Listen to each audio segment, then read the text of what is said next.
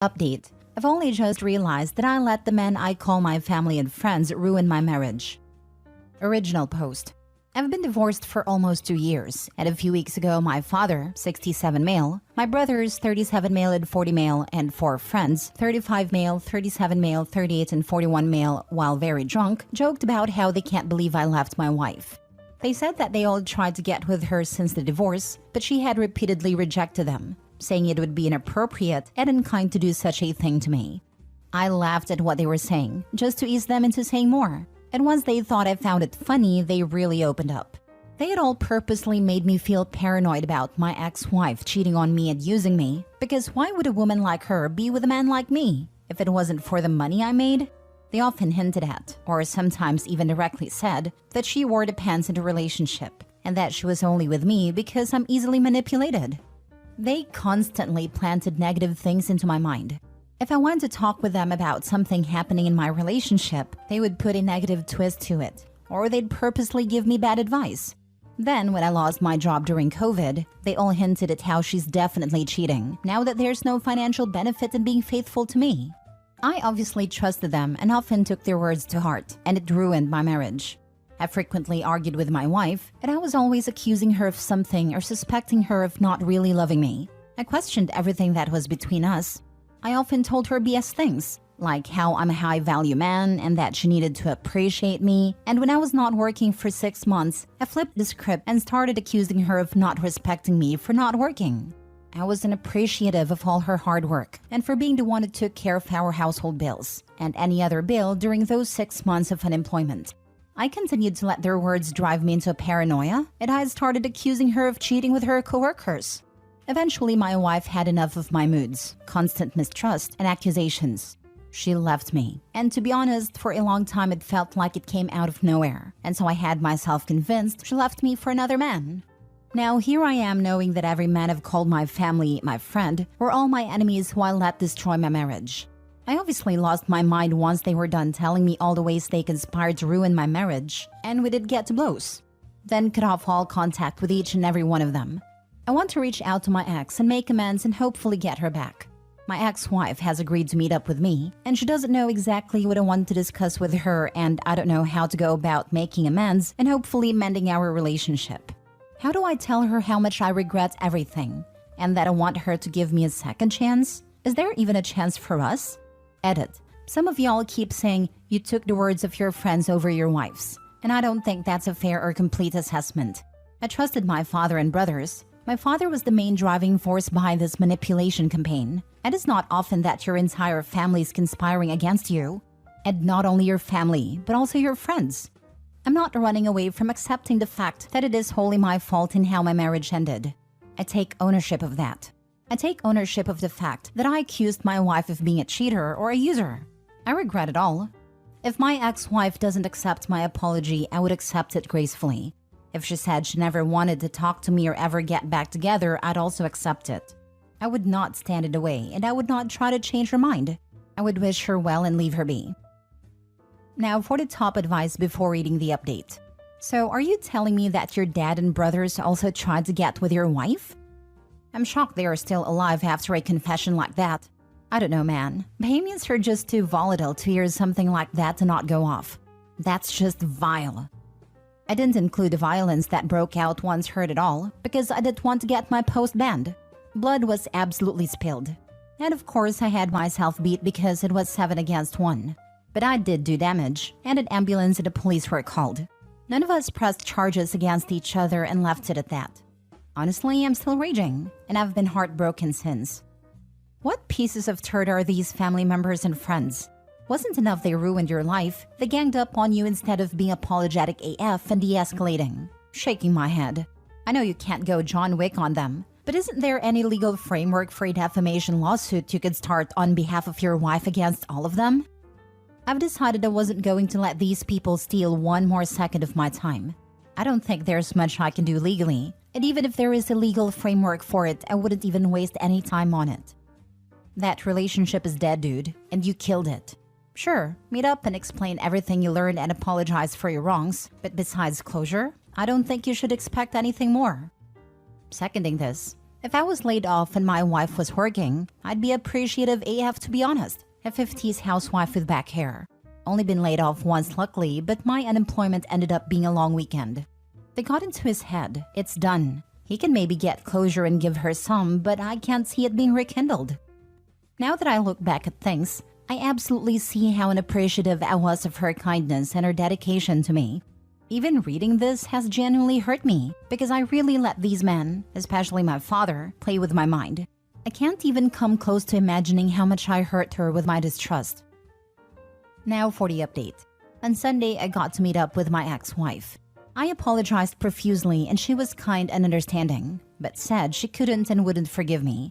She said that it simply isn't in her nature to forgive, and that despite it all, she holds no grudges or anger against me, and wishes me nothing but goodness in my life. She did give me some advice, and told me that I have been in an abusive relationship all my life, and that in order to heal whatever is broken in me, that I should cut out my father, as he sets the tone for my treatment by the rest of my family. She had pointed out the many ways my father has hurt me, or had encouraged my family to mistreat me. She said I'd always be stagnated and unhappy if I continued to associate myself with my family and former friends. I told her that I cut them out of my life and that I've got my first therapy session scheduled in a few days. She said she was proud of me for taking my first step into healing. Our conversation was heartfelt and emotionally devastating as we discussed the many ways our marriage had failed, as well as the abuse I've experienced by my father and family. We cried the entire time. We cried a lot. We ended our conversation with a long hug and then we said our goodbyes. If any of your brothers/friends are married or have girlfriends, tell them exactly what they did. All of them work together to manipulate you, then all try to sleep with your ex.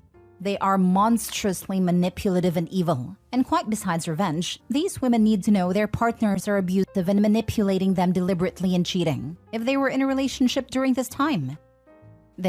I would send a group text of all the wives/girlfriends, send them screenshots of their messages as well as this Reddit post. You're not seeking revenge, just paying it forward.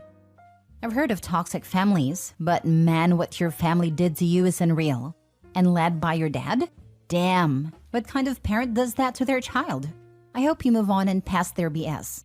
So sorry they did those things to you. I'm so sorry you're going through this. Too bad she can't forgive, because that's an important step in emotional maturity. I wish you healing and happiness. Forgiveness is earned through changed behavior and recognition of your harm, but it isn't guaranteed or something you deserve. Some things shouldn't be forgiven, but that doesn't mean it eats away at a person or that it somehow holds them back. So I do agree with her when she said that you don't need to forgive in order to heal or gain emotional maturity. And sometimes forgiveness is not even an option. For her, this is one of those things that she simply can't and won't forgive, and all she can do is accept it. As much as I'd like her forgiveness, it is simply not available to me, and that's perfectly fine. Now leave her alone and continue to work on yourself. Next story. I told my mom to do us all a favor and finally overdose. My mom, if you'd like to call her that, was absent for the first 11 years of my life due to her addiction. She got clean a year later and then relapsed when I was 17. I always used to cry myself to sleep, wondering why pills are more important. All she had to do was choose us and say no. She would never do it. We were never good enough for her to stay clean. Why do I feel like I lost something that I never had? Fast forward to now. I'm 21. I have accepted that all I have is pictures of my mom and I'll never have a real one. But every time I picture her, all I feel is pain. In fact, all 8 of us will never have a mother, bar the youngest who's adopted. The second and third youngest are in foster care. Even though they aren't my dad's, he is trying to adopt them to keep us all together. Anyway, it was my 21st not too long ago. My mother stumbled in. You could immediately tell she was on a calm down and rambling to anyone who would listen to how she raised us. She loved us, she cared about us, and how my father snatched that away from her. I walked right up to her, and with a 20-year dialogue of pain, anger, and everything I wanted to say, scream at her. I'm in a room with a parent that I barely know. You'll say to anyone that you're proud of me, but you don't know me. You should have been there when I graduated, congratulating me and telling me you loved me, but you were strung out on drugs. Telling me you love me, but it isn't real. If you really cared for me, then where have you been? You've had over 25 years to get yourself together and be a mother. You should have been there for us. I don't get it. I am humiliated. We needed you. I needed you. We were too young to understand. I was nothing but a kid who couldn't understand. All I feel is pain when I look at you and think about you. Just do us a favor and end our suffering, and finally overdose. And let's just say after I screamed that in her face, I felt relieved. I finally felt a bit of happiness mixed with sorrow, but it was calming. I guess I'm grieving for the mother I never had in a sense. Her side of the family are refusing to speak to me or any of my siblings, as they call it punishment until I apologize. My siblings were proud of me and said they'd do what I did in a heartbeat. My dad said it wasn't the best place or time, but is proud of me for expressing how I feel. I don't really know how I feel anymore.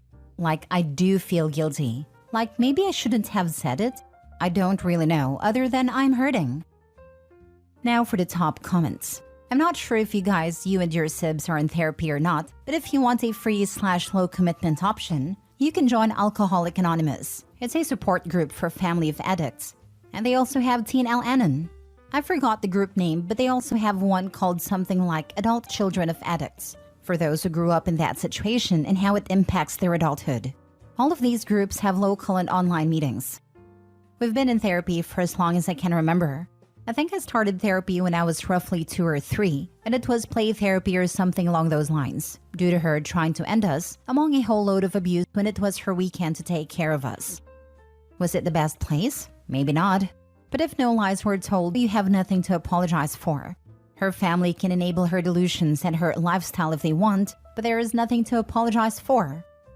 Exactly. Why the enabling? It's insanity. I don't think it's enabling. As such, I think it's more optics. Opie saying what she said means that the extended family had a camera turned on their own actions, etc. And that's what got them angry. I know optics and enabling do sometimes go hand in hand. Poor Opie. Last story. My dad's partner keeps trying to psychologically harm me, but I can't help laughing at her futile attempts. I'll start this by giving some background info. My 18 male, parents 53 male, 46 female, divorced when I was 6 on good terms. They got shared custody of me, and I'd spend half a week at my mom's and half a week at my dad's. Around a year after the divorce, my dad got together with his current partner, who we'll call Amy, 42 female. She has 2 children, 14 female and 12 male, from her previous marriage. I'm pretty close with them, and we get along well. Unfortunately, me and Amy never really got close, but we also never fought. That was until around half a year ago where, out of nowhere, she did a complete 180. She started giving me the passive-aggressive treatment and made remarks about every single thing I did.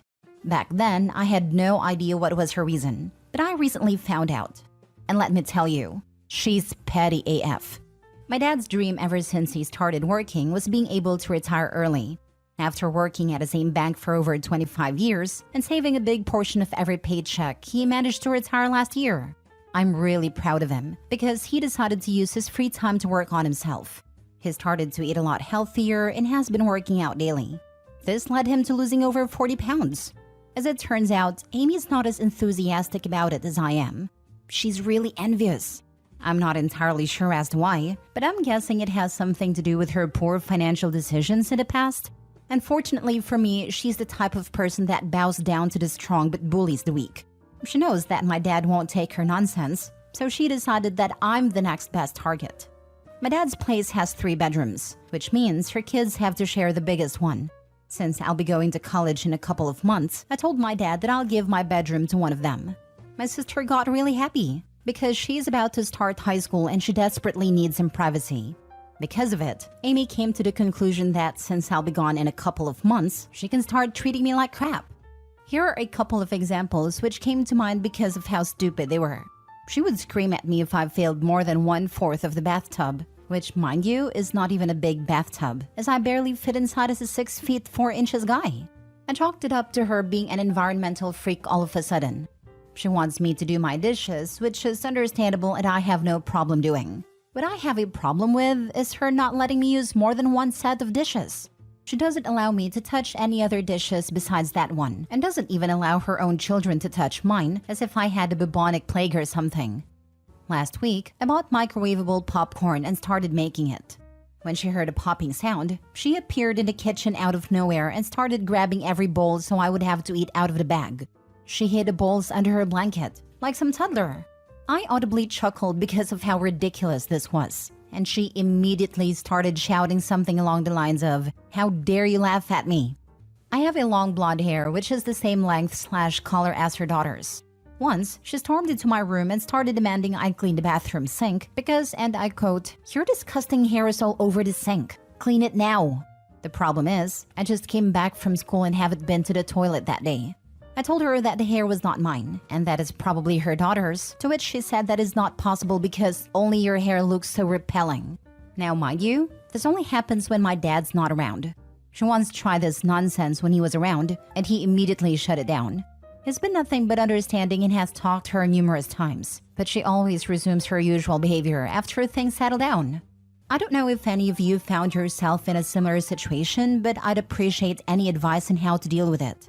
Like I said, I'm moving away for college, but I want to be able to visit my dad without having to participate in emotional warfare. Edit 1. I've seen some people asking why my dad married her. The answer is he didn't. As much as they might have had feelings for each other at some point, their relationship currently is basically strictly practical. She needs someone to help her with the kids and a place to live, while he needs someone to be around. The entirety of my dad's family is either dead or live so far away that they see each other every couple of years. As for friends, my dad used to be a workaholic, so he only has like 2 close friends who he sees semi-frequently. Laugh at her. Simple and effective. At every petty comment, laugh at her. She wants a reaction? Give her the one that will screw her more. Don't engage in smile and laugh. Don't give a rise or argument. That's what I've been doing for some time now, but it only seems to make the comments more frequent. I can't wait till I get away from her.